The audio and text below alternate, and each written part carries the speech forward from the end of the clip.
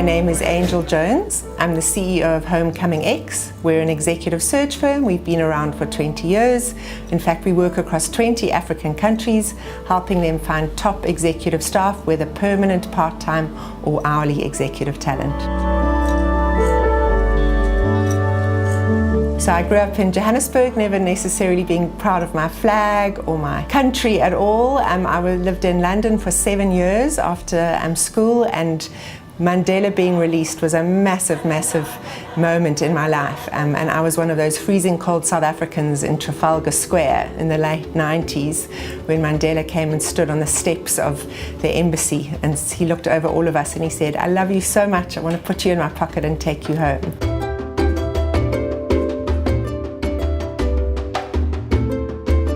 So I always knew I would return, but seeing Mandela say, "You know, I love you so much," it really was that heart decision. Because many people, when they decide to return home, they sort of, well, my head says this and my heart says that, and we say, follow your heart.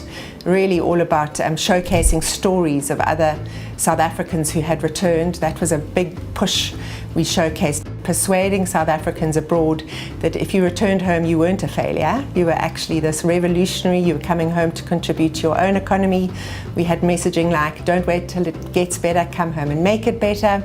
I left my role. I had worked in advertising for many years with the Saatchi brothers before, stepped full-time into Homecoming and then turned it into an executive search firm, still really encouraging Africans abroad and Africans locally, showcasing the best roles across the continent.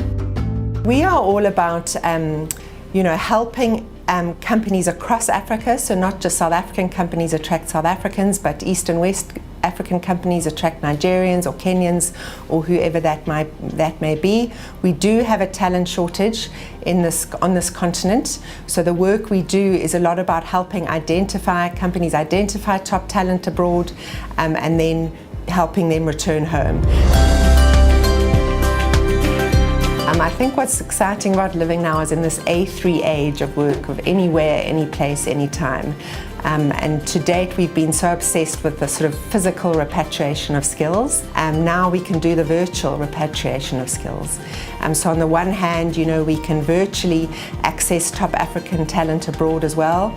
But on the other hand, we can play quite a strong role in actual job creation here.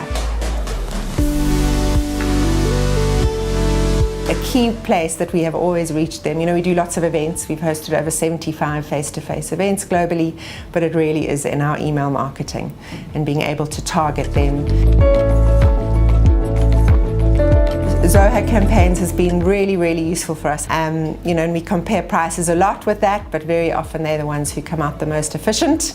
So the design templates that Zoho campaigns gives us is really remarkable. It means we don't have to find an in-house graphic designer ourselves. The segmentation tools are really great, so we can target the right people and give them the right message. The reporting is quick and efficient, so it's just a consistent tool that we've continued to use. These days we don't necessarily need to reconsider, are we using the right partner? When it comes to privacy, especially when you're dealing with different candidates' personal information, what their compensation rates are, privacy is absolutely imperative. And we get asked by all of our different companies, to make sure that our POPI laws are up to date. And we always obviously include Zoho campaigns and all the work that is being done there.